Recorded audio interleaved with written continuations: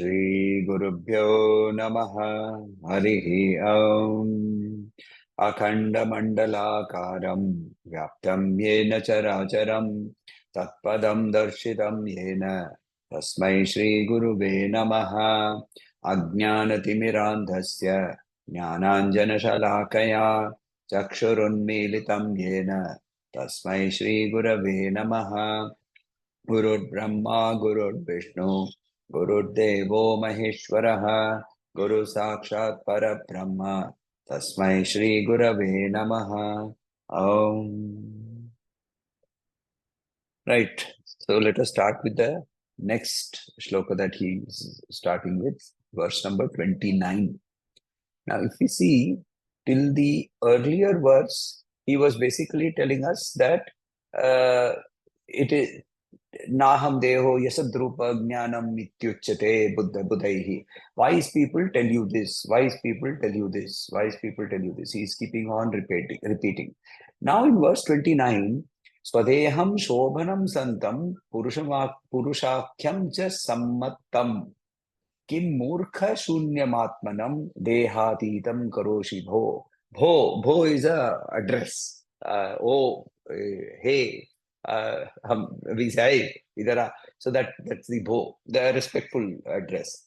But here he's saying respectful, but he also says murkha.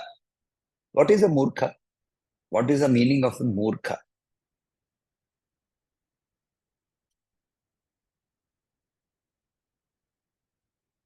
Any meaning? What is murkha? Fool, one who is not understanding. Okay. Any other?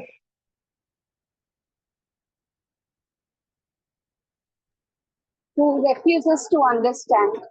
He Or who refuses doesn't to take understand. Actually, it says Yaha mudhati iti murkhaha. He who has got delusion. See, we all have a perception of what is true, what is right, what is wrong, what is this color, what is this taste, all of that. See, a few days back there was some stuffed mirchi ka sabji made in our house, and I didn't touch it as usual. The person who serves in the afternoon, she took out all the food and she put that mirchi on my plate, and I said, इसको निकाल दो, ये तीखा है, ये मैं नहीं खाऊंगा, तो मेरे लिए तीखा है. He said, नहीं नहीं नहीं दादा, तीखा नहीं है. Now which is right? तीखा नहीं है, तीखा है. Both are right, isn't it? Both are true for each one of us. So the Mudha has taken the unreal as real. He has placed it inside his head. He refuses, he cannot remove it automatically. And hence he is Mudha. So Mudha does not mean he who does not understand. He who is in delusion. He who has taken what is false as reality. Now in the material world, Acharya is very clear.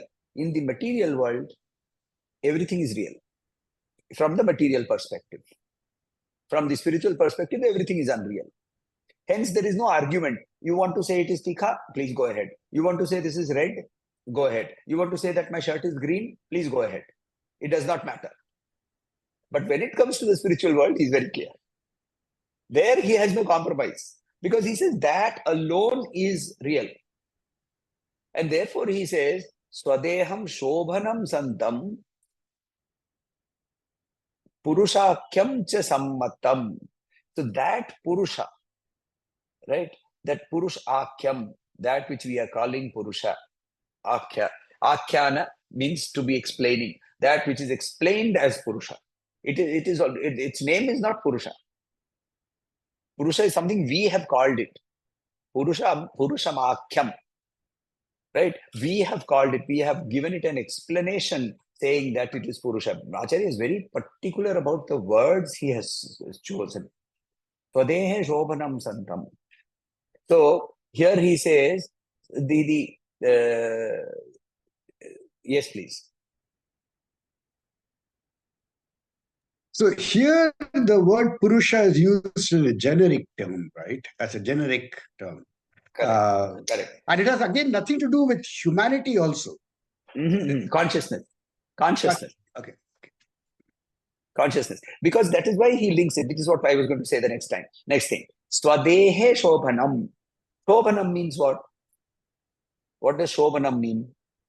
That which is auspicious. Auspicious, right? Yeah.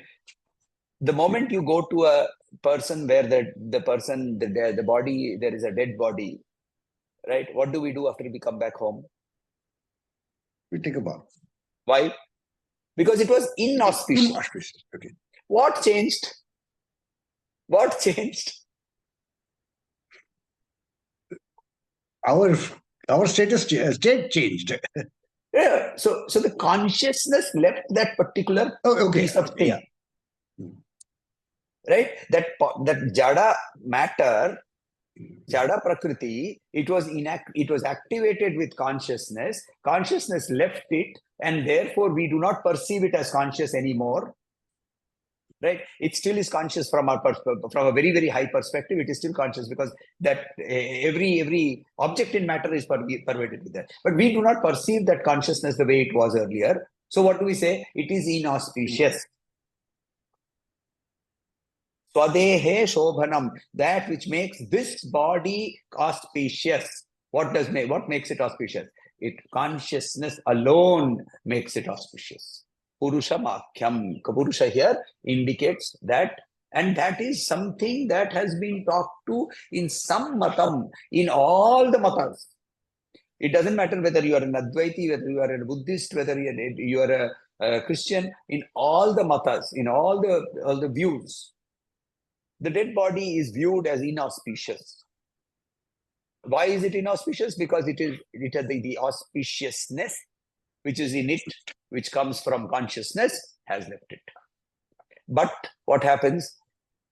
Here he has hit out at the Buddhists, and he says, and in that case, how can you say that there was nothing inside before? He also hits out at the Charvakis. Kim murkha shunyam atmanam. So he says, how can you say that there was nothing? There has to be something over there for it to be making it auspicious. If there was nothing, then what changed?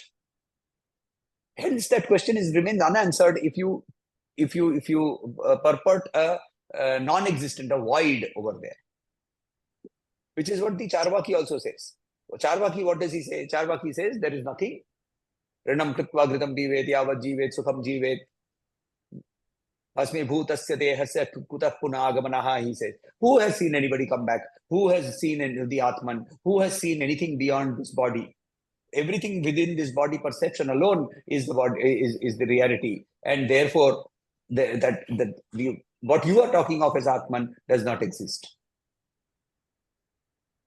What did the Buddhist philosophers, not Buddha, what did the Buddhist philosophers do? The Buddhist philosophers, they started looking at this as an onion, and they started peeling it, and they're peeling it, and in their perception, they did not find what they were looking for, so they said it is zero. Shunya. So, Acharya, if you remember the Brahma Sutra sessions that we were having, we had looked at the type of Buddhists who were called Shunyavadis. These are the Shunyavadis. The Shunyavadis and the Charvakis, they say that there is nothing that is activating this jada. But obviously, just by observing the fact of our behavior with death, we can see that we treat the inanimate body, which was animate a little while ago, as inauspicious. There must have been some auspiciousness inside it. Yes, please. There is a irony in this. You know, of course, yada yada hi dharmasya glanir bhavati bharata. Even Buddha was supposed to have come to cleanse Hinduism. But that time Hinduism had become so corrupt in many ways, and all kind of evil practices had come around, and Buddha basically had tasked himself with cleaning this up. And of course, even Buddha, once he's gone, another 7 and 6, 13 centuries later, you know, there is obviously a corruption even in his of the understanding of his sayings and his whatever he was doing. And the Shankaracharya again come to sort everything out again, to clean this mess up. So there is an irony in this when he's taking off. So yeah. So he's beating himself up in that sense. But I mean, two views here. Number one, Swami Atmapriyananda Prabhakar Maharaj always used to say that that he came as Buddha. He broke the rules of society because he jumped over one ashram completely. Then he had to come back again to defeat his own teachings in the form of Shankaracharya. So now he said, oh, in that avatar, I jumped over one ashram. Now I will jump over two ashrams. So the middle two ashrams also got jumped over, and straight away from brahmacharya to sannyasa, and then he started preaching. Second view, the Buddha spoken of in the Srimad Bhagavat is not the Buddha called Gautama Buddha. They are two different. The Buddha spoken of in the Srimad Bhagavat, the Srimad Bhagavat has been dated, incidentally, by the same person we've been talking about, Nileshok, and he puts it fairly well before Gautama Buddha. So, to certain commentators, before Nileshok's writings and all that, they have named this Buddha as Adi Buddha, just to make a difference between Buddha, Gautama Buddha, and this person called Adi Buddha. In the stories in Srimad Bhagavat, Buddha comes to change the behavior of the Tripura Asuras. The Asuras who were very, very staunch Shiva worshippers. Now those Asuras, so it's an interesting story. I don't know if you all know it. So Tarakasur, he was unable to be killed except by Shiva's son. Shiva at that point of time was deep in meditation. Sati had already vanished. So Shakti has no physical presence in this universe at that point of time. Obviously, Shakti cannot be non-present. She is obviously everywhere, but she has no physical presence. So Tarakasur assumes that Shiva is not going to get married anymore. So therefore, Shiva's son born out of Shakti alone can kill me. It gets a boon from from Brahma. Prays to Shiva, gets an Atma Linga. He wears a linga on his body, worships it, and does whatever all the Asuras always do. Jump around into all the three planes of existence and start killing people or dominating people. Now, Kartikeya is born. Kartikeya killed Tarakasur. Kartikeya could not injure him in the first battle. So he went back to his mother and said, I don't know what happens. Whenever I throw anything at him, it gets destroyed. So she smiled and said that he's wearing your father's emblem. Only my emblem can destroy it. And she gives him the spear. So in Tamil Nadu, that is celebrated as Thaipusam, the day in which the spear was given to him. And then he uses his mother's spear to break his father's emblem. The emblem broke into 5 pieces. They fell on the earth on a specific longitude, which are now called the Panchabhuta Lingas. So starting in the north from Kalahasti to the southernmost Tiruvannaikaval, there are 5 Swayambhu Lingas over there, which are called the Panchabhuta Lingas. Now, the Tarakasur had 3 sons. Tarakaksha, middle son, I've forgotten his name. And the last one is Vidyunmali. So 3 sons. Now, all these 3 sons also remained to be Shiva devotees. They prayed intensely to Shiva, to Brahma, and got a boon that they would have 3 cities, one made of gold, one made of silver, the other made of iron. They would all rotate at very random orbits. All randomness also creates a certain point of confluence. Their boon was that they could be killed only by Shiva, only by a single arrow, only at the time when all the 3 came into confluence with one another. Now, they also started doing the asuric behavior. Devas went to Shiva and said, look, you have to go and kill them. The Shiva said, why should I kill them? They are all my devotees. Now, Shiva does not believe in anything other than devotion. Right? So he doesn't care. You are an asur, you are a deva, it doesn't matter. As long as you are devoted and you are to me, I will accept all behavior from you. So now what to do? So they went to Vishnu. So Vishnu took the form of a bhikshu. And he went and he spread the philosophy of shunyata. This philosophy of shunyata is not similar to the Buddhistic philosophy. It has nothing to do with the desire and the overcoming of desire. It is more Charvaki in nature. It is much more Charvaki in nature, and therefore he managed to somehow, being Vishnu, he is a Mohini, he is also the person who can delude anybody. He made these people mudha. And all the 3, they started enjoying their material benefit, wealth. Instead of sitting in front of Shivalinga and doing worship, they neglected their temples and they started enjoying the wine, women, and song that they had a plenty of. So now Shiva is ready to destroy them. And then there is this beautiful description of how the chariot was created and how the arrow was put together and so on and so forth. And all of that is something. And the day that happened was the Purnima after Diwali, which is why that day is called Dev Diwali. On that day, the Devas celebrated Diwali by putting lights and candles across their entire domain. And the biggest celebration for Dev Diwali is in Kashi Vishwanath. You should see how it is celebrated over there. So, coming back to how did this digression into Tarakaksha and Tarakasur happen?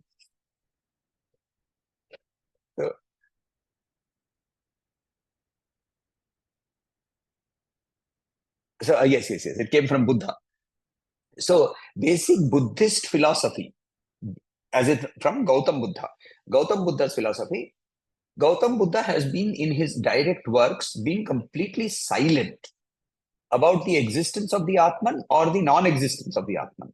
He has been silent about the existence of divine forces or the non-existence of divine forces. He has concentrated on the material aspect of human existence in terms of saying there is suffering. Right? But what does the Upanishad say? The Upanishad says that this entire universe arose from Anandam, Anandam Jayati Jagata. Right? No. There is suffering in this world. Now, the Ananda talked about in the Upanishads and the suffering talked about by Gautam Buddha are two different. The suffering is in the material plane. Where does suffering come from? It comes from desire. He is not deviating from Upanishadic teachings, if you realize Gautam Buddha's direct teachings. Suffering comes from desire only. Chapter 2, verse 62, 63 of Bhagavad Gita also clearly tell us that only. You keep watching something, you have attachment leads to desire, desire leads to anger, etc., etc. So, here he says he is hitting out to the Shunyavadis or he is hitting out to the Charvakis, where he says, Ki murkha shunya atma dehatitam karo shivo. So then, in the next shloka, he says, Swatmanam shrunu murkham tvam shrutya yukta cha purusham dehatitam sadakaram sudurdarshana bhavadrishaihi dehatitam sadakaram durdarshan. My script is in English here.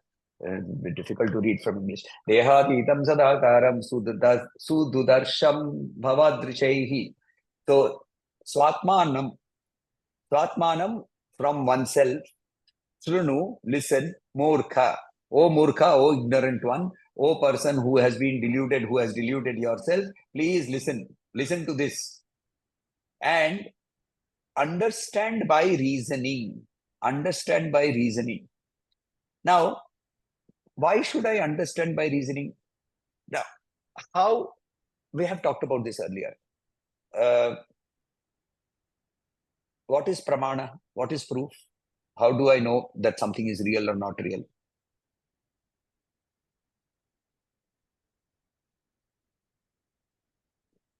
How do I know that there is something which is real or unreal? How do I know that? I am able to experience the effects of it. Correct. So that is called pratyaksha pramana. So that is called pratyaksha pramana. Then, but my pratyaksha pramana is limited. I can logically derive it. That is also pratyaksha pramana. Okay. From the scriptures. Okay, so that is shastra pramana. Okay. So that is shastra pramana. Shastra pramana. What links? What expert links, evidence, which is called apta pramana. Apta pramana. There are three types of pramana, right? Now, if say somebody is telling me Vishnu is a chartered accountant, so he comes and tells me that the income tax authorities have proclaimed a particular notification, whatever that notification is, right? And will I accept it or not? I will accept it under two conditions. Number one, I will accept it if I know that Vishu has that expertise. Two, I can have the ability to refer to something from which he has derived this knowledge. So, Apta and Shastra Pramana, we have to go very hand in hand. Right? I keep going back to this particular shloka. We have seen this, where he says that Tatvidhi, what does he say over there? Pranipatena pariprashnena sevaya. Over there, what does he say? Jnaninam cha tattvavid. Both.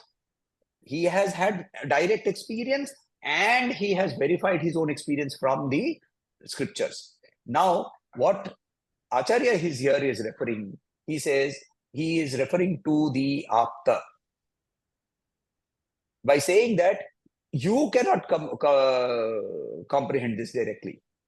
Bhavadrishehi, Bhava, you, Bhavan, when you are addressing somebody respectfully, you say, in Sanskrit, you say Bhavan. Or if it is a lady, you say Bhavati. Right? In the Upanayan ceremony, what does the person do? He takes a bowl and he goes to the lady of the house and he says, Bhavati Bhiksham, not Bhagavati. Some people use it saying Bhagavati. It's not Bhagavati. It's Bhavati. Right? Oh lady of the house, oh respected lady, give me alms. Bhavati Bhiksham Dehi. Right? And Bhavan means the male part, the male person, Bhavan. So here says Bhavan Drishehi. They see, right, by people like you, by people, respected people like you, it is very Sudarsham. Darsham, to be comprehended. Dudarsham, Sudarsham. Not easy at all for you. So it is not easy. Why is it not easy?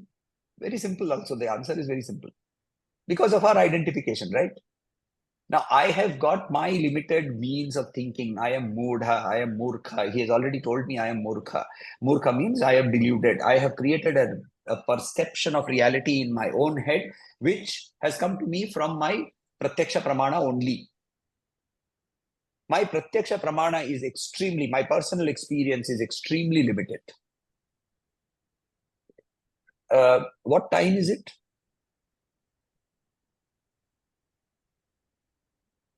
B10. 440. So 440. 440. Yeah. Where? In India. Pratyaksha pramana, meaning 1 second it has gone, no? Even something so absolute as time, the moment I say what time is it, everybody will look at their watch and give you some answer. Now, Raghuji is in Abu Dhabi, if I'm not mistaken, and he has given some different time. You have given some different time. Yeah. I said 310, so 440.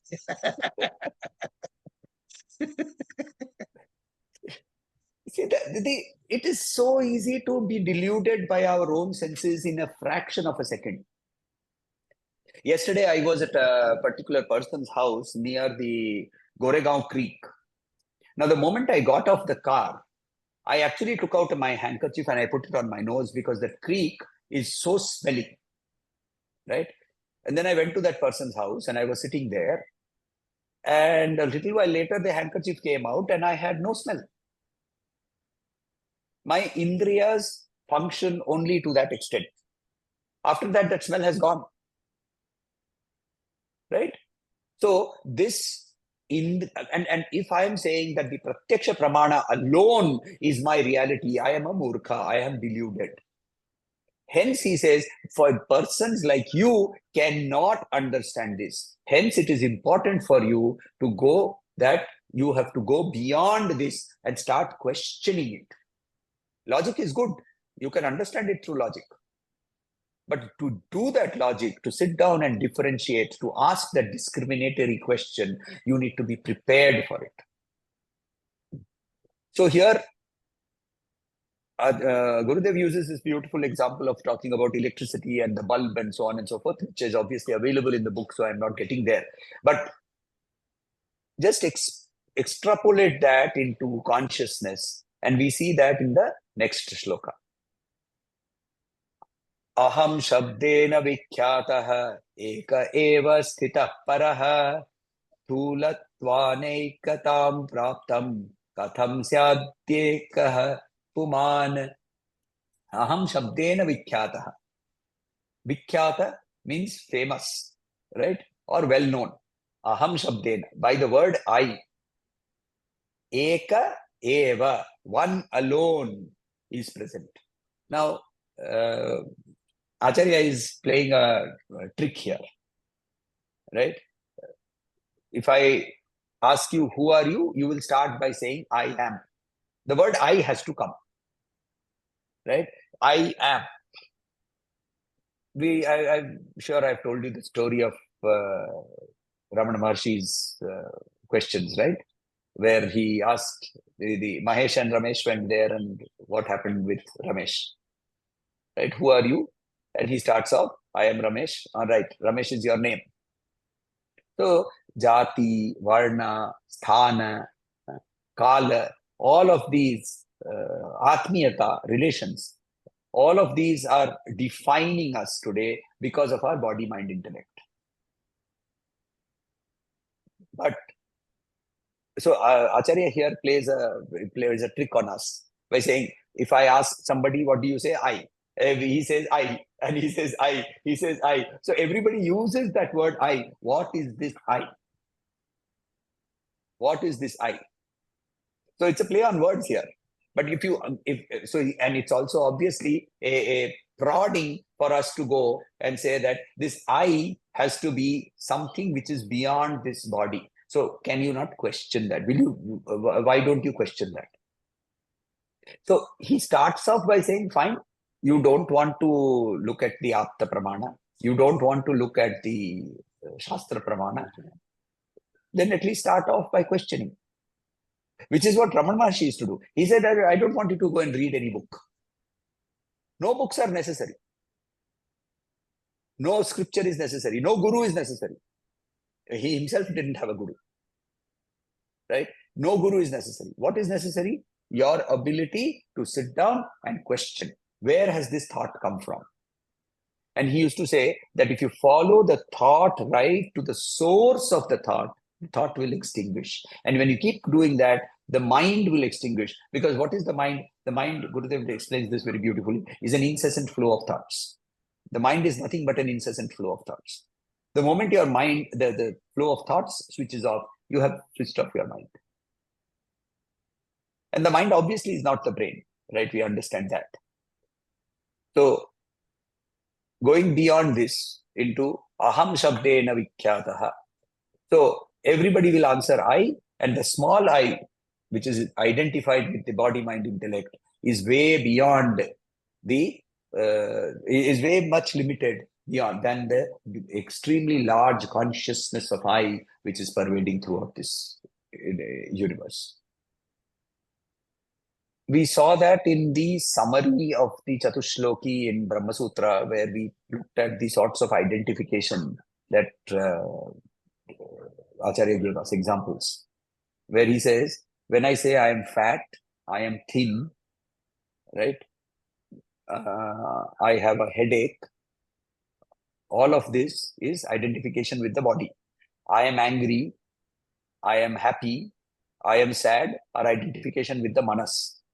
I am a communist, this is my PhD, right? All of these are identification with the intellect. And all of this comes from that particular mantra that we have chanted for 84 lakh yonis called Aham Mama, Aham Mama, Aham Mama. Me, mine, me, mine, me, mine, me, mine, me, mine, me, mine. So that me, mine, once that stops, immediately this change happens. Aham drishtataya siddho deho drishyataya stitaha mamaya mamayamiti mamaya, it is mama mamayamiti nirdesha katham syad syadeha kapuman. Because you're reading in English. My Sanskrit text is not opening. My Sanskrit text is in on Kindle, and you are right. Kindle, I don't know for whatever reason, is not opening. So no, it did open finally. Actually, for some reason, it was not able to get the original, but it took it from the OneDrive eventually. Oh, okay, So okay. That's why I always believe in this.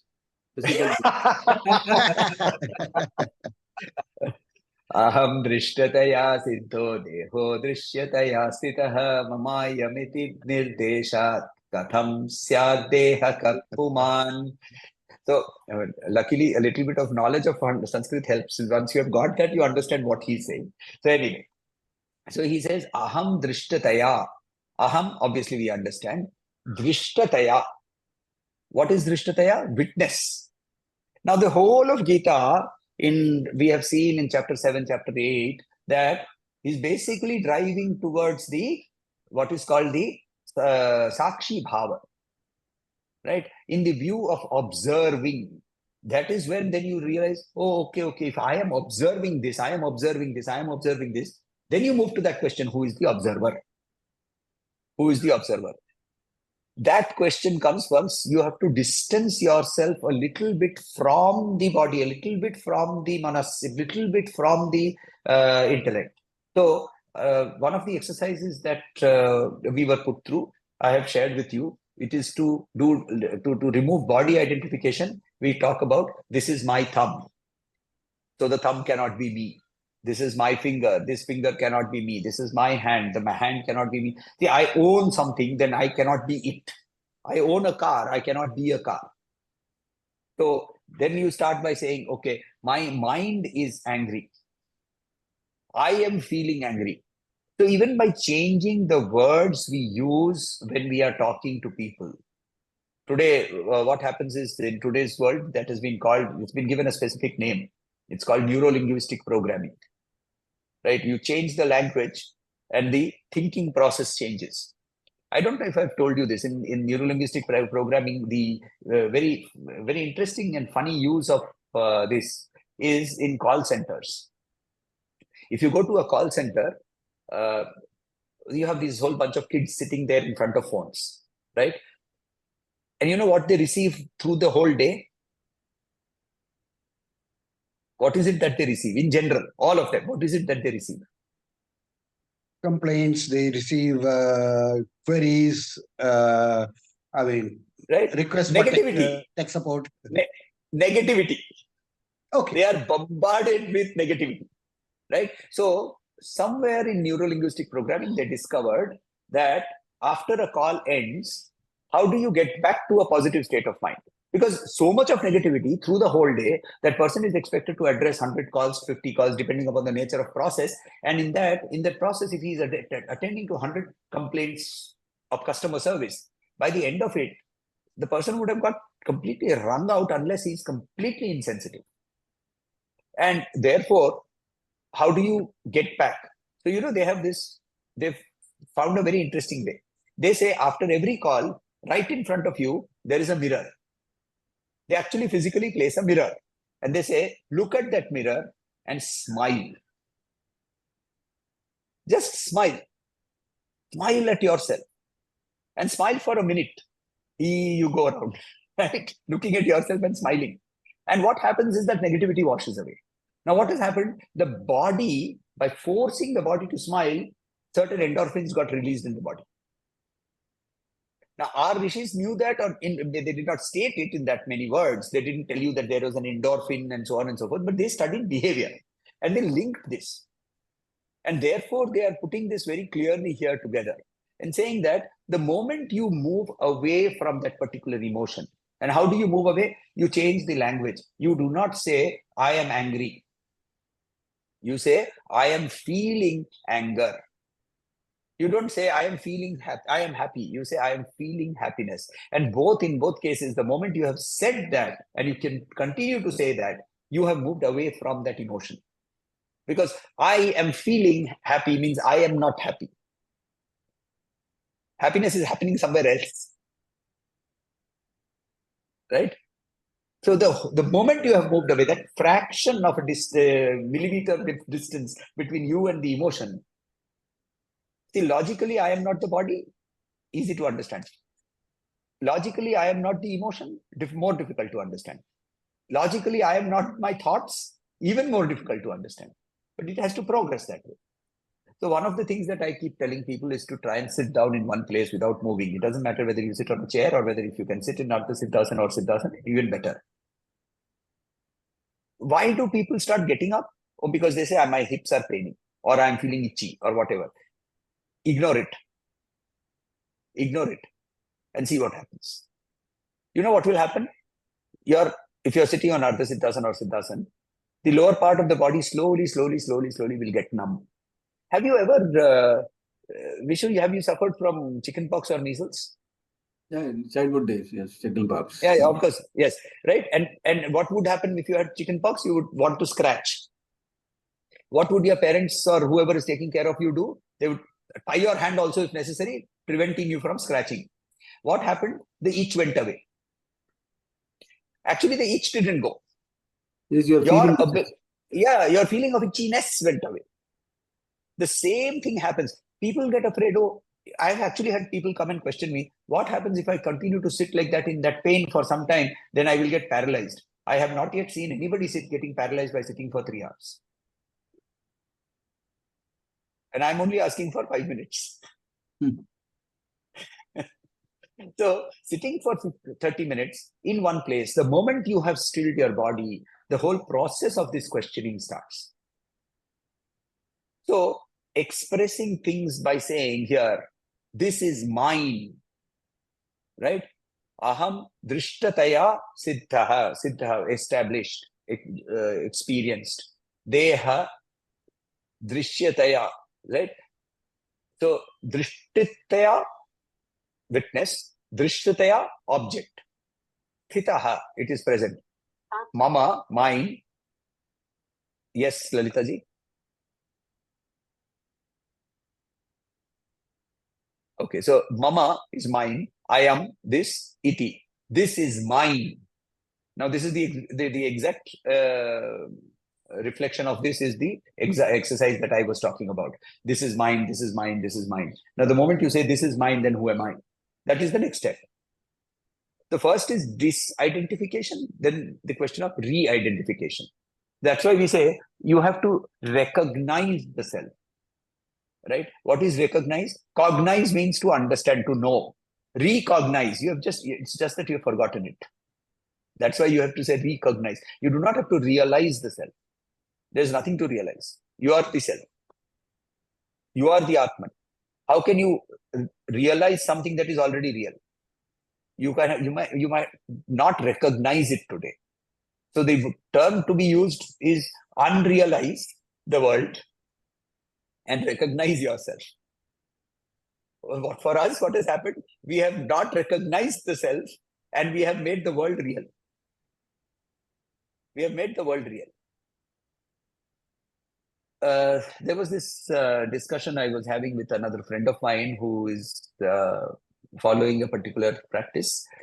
which is predominantly based out of Tantra.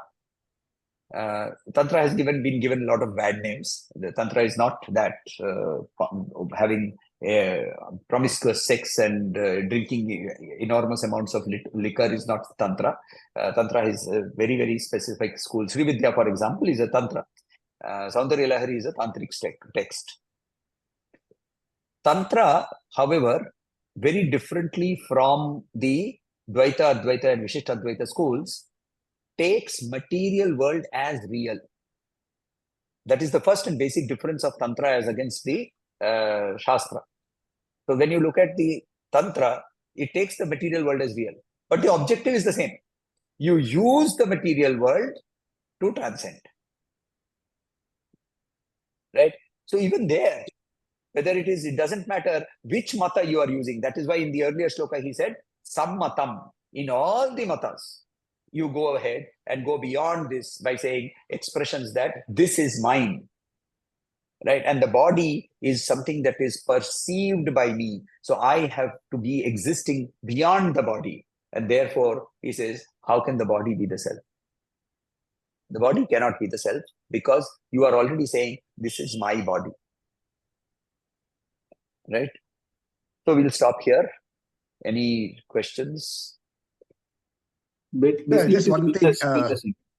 Did I give any homework last time? Yes, Yes. you did. I wanted to tell you that that about the waves and the sea.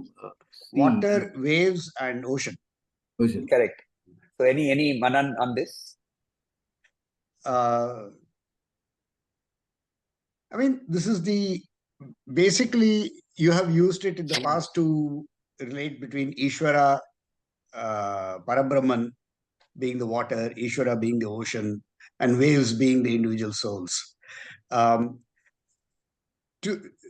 I look at it, This is exactly basically- okay. Sorry. Yeah. So waves are manifestations within that ocean body. Okay. They come and they go. So in the ocean remains, but ocean itself is not permanent. But the water of the ocean the entire ocean could be evaporated when if an asteroid hits Earth and the intense heat, the entire oceans could be evaporated. Okay, but the water remains. It's just in a different form.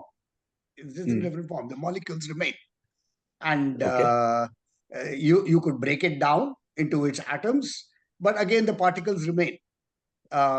So of course, like any analogy, it cannot be taken further than its limits.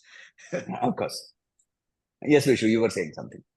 No, I happened to be reading the 9th chapter of Bhagavad Gita during this time. Okay. Exactly, this was discussed there in the 3rd and 4th verse.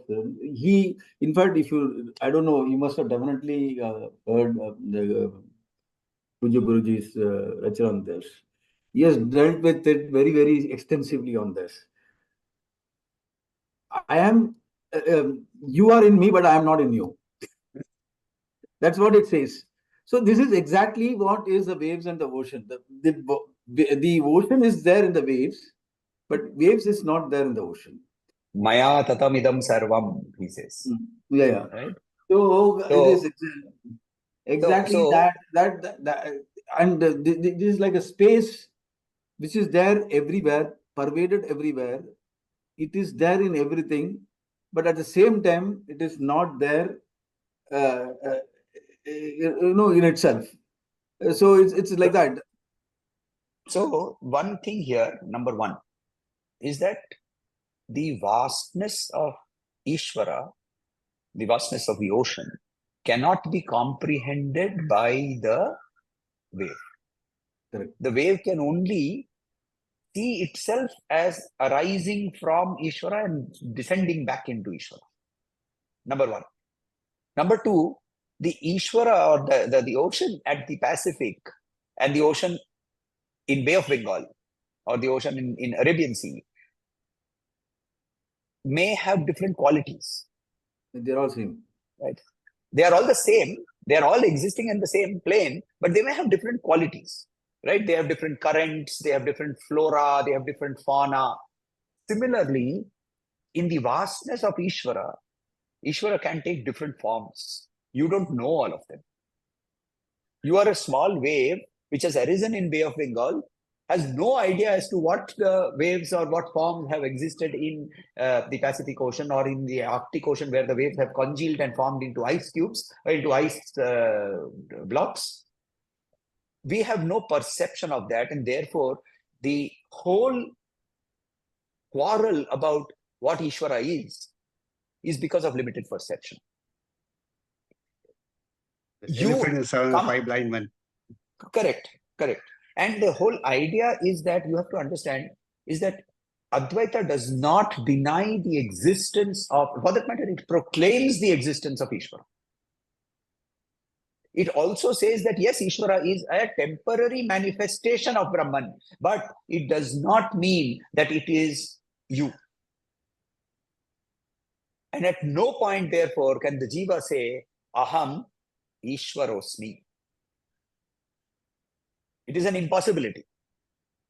But both Ishvara and Jiva can say, Aham Brahmasmi. So Brahman is the inactive principle of consciousness pervading throughout. So, so I'll end with a story with Sri Ramakrishna Paramahamsa. Then he was asked, what is the principle of avataran? So he says that when the jivas, when the waves, all of them are rising up, right? And they are all clamoring to be settled down. That clamor creates an atmospheric turbulence which will freeze the ocean for some time. So he uses the analogy of ice, of devotion. The clamoring, he used it as devotion. And this is that clamoring of devotion of the jiva, the limited jiva, creates the iceberg or the coolness which freezes the ocean. That is the avataran. So what is the avataran? Just transformation of Ishvara into a limited form for a very temporary period. So beautifully he explained this. I would also like all of you to start reading. There is a book by Sri Swami Sharadananda. Sharadananda was a direct disciple of Sri Thakur, and he wrote what is called the Leelamrita, the play, I think the life and play of Sri Ramakrishna. That is how it has been translated. It is available both online versions as well as if you can have a local Ramakrishna library somewhere, you will find it. Definitely would. The English is old style. It is very stilted. It's not the modern English that we are used to reading, but it is worth reading. Why is it important to read not the teachings, but only also of the lives of saints and their lives? Because you see, their life itself is a teaching. And therefore, I keep saying that it is very important to keep reading about the lives of saints. There's another one which also we'll get to later. It's called, it's a Marathi compilation called Dasabodha.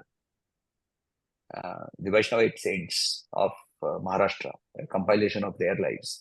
And all of them are, so there will be a whole bunch of miracles and things that have happened in all of these lives, including Sri Thakur's. You are supposed to discuss about miracles. Yeah, you're supposed to talk about miracles. That is the other one. Sorry?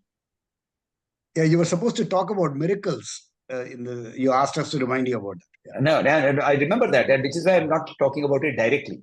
So, however, just a few examples coming back from my Shabarimala experiences only.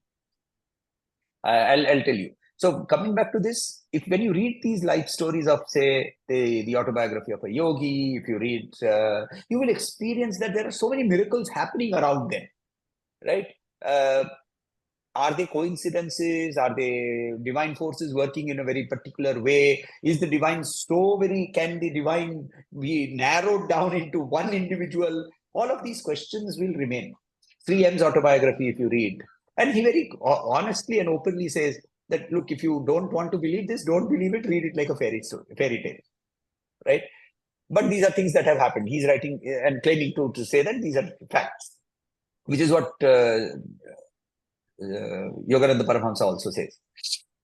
Coming back to the miracle of what we are talking, miracles that we are talking about.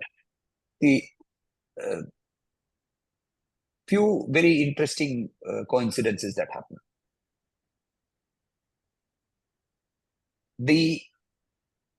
Have you heard of a temple called Pakshi Tirtha in the south? Tirupangundram. Correct. Near Tirupangundram, not exactly, but anyway, near. So at Tirupangundram, there is this temple where at around 11 or 11:30, after the afternoon Naivedyam is done, the rice is brought out and kept at a particular place. And two pigeons, they appear from almost nowhere. You can't see where they're coming from. And suddenly they will be there, two white pigeons. And they come, they eat, and they go away. And this has been apparently going on for some hundreds of years. The local story is that they come from Amarnath, all the way from Amarnath. And they fly here, and then they go back. True, false? I don't know. There is an incentive for the bird to come. And that is food. And food being served at a specific time every day. In your house, if you have been serving food to a crow every day or to a cat every day, it will come at that particular point of time. Yeah. Right? Now, there is a specific bird in the Sahyadris, which is called the Brahmini kite. It's not exactly a kite. It's called a kite. It's more or less somewhere a cross between an eagle and a kite. It's a little larger than a kite. It's a little smaller than a large eagle. It has a white underbelly and a brown face. The local Malayalam word for it is called Krishna Paranda. Krishna means dark. Bird, Paranda is bird. In local parlance, it is also called Garudan. It is apparently a manifestation of Garuda. In the incarnation form, when Shasta was incarnated as Swami Ayyappan in the palace of Pandalam, he used certain ornaments. These ornaments are still kept with the king of Pandalam. And 3 days before the Makar Sankranti, these ornaments are put into a box, into 3 boxes, and then they wait for the Garudan to come and do a circle. And invariably it comes. And it will circle. And you can be watching the sky the day before, throughout the whole day, there will be no bird. And you can keep watching the sky the day after, there will be no bird. Just on that day, just exactly in the afternoon, and it will circle only once and fly off to the north. I have no scientific explanation for this. What is a miracle? Something for which you have no scientific explanation. Right? Now they lift the boxes. These are in form of palkis. They lift them, they run. The moment they start running, then this Krishna Paranda, this Garuda, keeps circling on top. And Vishu has experienced this. It comes very near to the place where we camp near the river Pamba. And the bird comes and sits on a tree. As long as that box is sitting over there, the bird will keep sitting. The moment the box goes up, the bird starts flying. And the bird keeps flying till around on top of the box, till the box enters the Garbhagriha of the temple. And the moment the ornaments enter the Garbhagriha, the bird takes a circle and vanishes. And this happens year after year, every year. And this is something I have experienced personally. I mean, I have seen this at the temple where the bird has come and taken a circle around the Dhwaja Stambha and gone. Even that I have seen. Another incident that let me tell you. Snakes can't hear, right?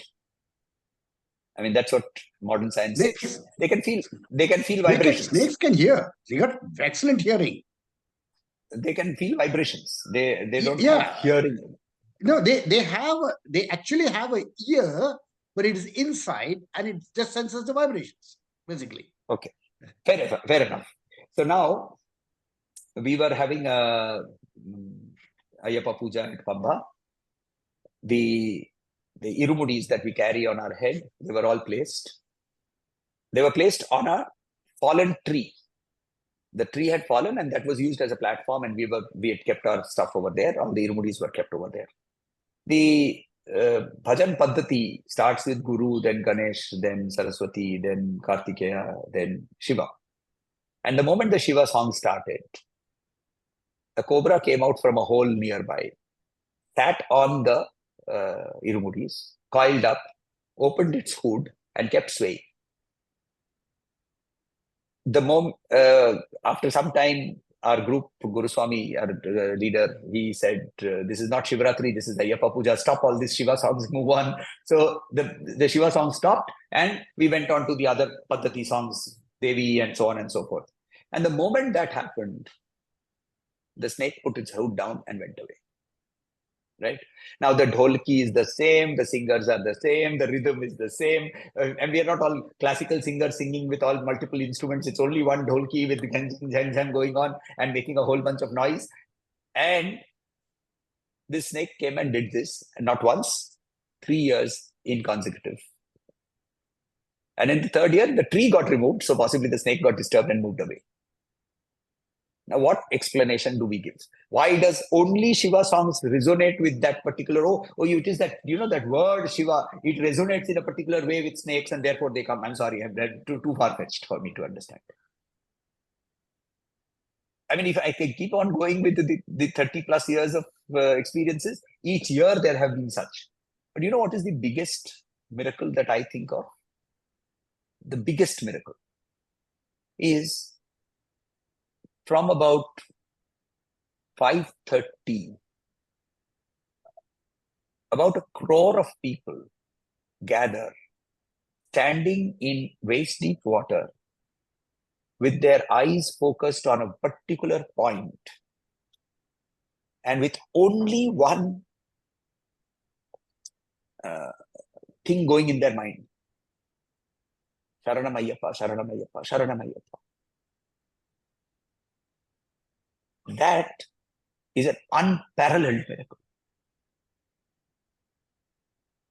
What? I mean, just imagine, is there any, without a force, right? This is like magnetism. So there has to be a magnet for the iron filings to move towards it, right? We used to do those small games when we were young. You with the iron filings and you put a magnet underneath and you could see the wave patterns and so on and so forth. This immense magnetism itself is a miracle. Where you have 1 crore of people standing for an hour and non-stop, undisturbed by people pushing them. So there will be somebody who will stand, somebody will come, push him and move past, and this guy is undisturbed. He doesn't go turn back and shout, why are you pushing? That, creating that for that 1 hour is the greatest miracle that I have experienced. Year on year, every year. Not only that, the year in which we went, we were standing there, just few minutes before that, there was a snake which had come. We were in the Pampa, on the river. On the river, we were standing there. And everyone, watching from, waiting to watch. This thing, a snake had come somewhere near to that place. The authorities, some of the authorities people were also there somewhere. They said, don't hit it. So one person was giving that even they will come, they wanted to watch, it seems. They all wanted to, they were giving that explanation. But what I'm saying is, and nothing happened. Then nobody was bitten. At least we didn't hear that anybody was bitten by a snake, thing like that. It went off on its own. But few seconds, it came and it went off. And these are all, that means every creature over there, what he says is extension of that it is not only human beings who are undivided attention who are giving, it is the whole beings. They were attending to waiting for that to be seen, whatever is to be seen. They were waiting for that. And at the exact time, the light comes, and it's not only that star also comes. Is that every year? That star? Yeah. The star is every year, that happens every year, and that is a geographical manifestation, right? It's the alignment of the earth with the particular movement of the star and so on and so forth. That is not something which is a miracle. What is a miracle is this reconditioning of human mind, right? The reconditioning of the human mind, unbelievable. There is no scientific explanation that can give you a saying that, oh, how can so much mass devotion? And see, this happens in congregational religions, religions which are based out of congregations, right? You have everybody coming together into a mosque, everybody coming together into a church, and you have a congregation, and the emotional flow of each other's happens. There's nothing. I hardly know anybody. Nothing. No connect. No nothing. Just go there and zoom. You're off. We're talking about being in no mind, no state, no body, no mind, no intellect. It happens over there. Chalo, I'll share another. This again, I feel it's a miracle. My son says he's just an old man. But my first assignment, I was recruited by this firm from the campus and taken. My first posting was in the Sinai, in the Egyptian Sinai desert, in the oil fields there. And you know, Sinai is where you have Mount Sinai, the place where Moses got his 10 Commandments. And you have a monastery called St. Catherine's. So 2 years I was there, I never went. So then when I was transferred to the western extreme of Egypt, I decided I should at least go and visit that monastery. So I go there. And, you know, to go up Mount Sinai, some monk about 600 years ago has hewn steps on the side of the mountain. They're all, you know, one tall step, one small step, one crooked step, like that. But we go up there. We went to the top, a friend of mine, his girlfriend, and myself. When we reached the top, he said that his girlfriend is very tired, so they would like to wait. You go down, because if you don't go to the monastery before 12:15, they close the gates and you cannot visit the monastery. So I started walking down. When I started walking down, there's a place where there's a little bit of plateau, and there's a winding road that goes to the monastery, and there is these steps going down. So I was just going to go down the steps. And very old man was standing, peering down the steps. When I approached, he said, you know, can you help me? I need to go down. Can you help me go down with the steps? So I said, you know, for you, it may be easier for you to walk back that road. It's just a sloping road. It'll be easier. This is a bit unsafe. He said, no, I came up by the road. I'm very tired. I cannot walk all the way back. But I know if you can help me, I will manage going down the steps. So I said, okay. I start walking down the steps with him, and soon I realized I'm practically carrying this man, because it is, you know, it is not safe. You know, I had to literally carry this, and we were making very slow progress. So I knew that I would never reach the bottom by 12:15. So it doesn't matter. I reached the bottom. It was already 12:30. So I said, okay, khalas, apna isme nahi hai. You know. So I started walking towards the car. When he walks towards the monastery, I said, no, you cannot go there. They're closed. He said, no, I live there. Come. He took me inside. He introduced me to the monks. It was their lunchtime. So immediately they invited me to join them for lunch. So it's a pure sattvic food that they have. There's no meat, nothing at all. Okay. So I enjoyed that lunch with them. Then they took me to the library where they have these ancient texts kept in humidity control conditions. They took me to that well where Moses was supposed to have drunk water. If you have watched the 10 Commandments movie, you would see that he had gone to this well. These ladies gave him some water. Then they showed me the place on the side of the mountain where there was the burning bush. There was a bush there. It is not burning anymore, because that's where Jehovah spoke to Moses. Yeah. Okay. And they showed, I had such a beautiful tour of that. Nobody would have had that kind of a tour. And I don't know where that man went after introducing me to the monks. I don't know where he went. Now, to me, it's a miracle. I helped him. I was tested, and I was rewarded. Okay. My son says, no, he was tired. This afternoon, but I got to sleep. You know, yeah, true, possible also, you know. But it's very strange the way the monks took to me. I'm just, no, actually, I was wearing my oil field coveralls, you know. So it was very strange, but it was an amazing experience. So that's what I mean. So there is something, firstly, we have to understand that what does the Bhagavad Gita say? Shraddhavan lavate jnanam. Right? So without Shraddha, all this will be called coincidences, and you will keep on talking about these coincidences and so on and so forth. But the moment you have Shraddha, there is a jump that is taken, and then certainly certain degrees of levels of understanding also starts opening up. So,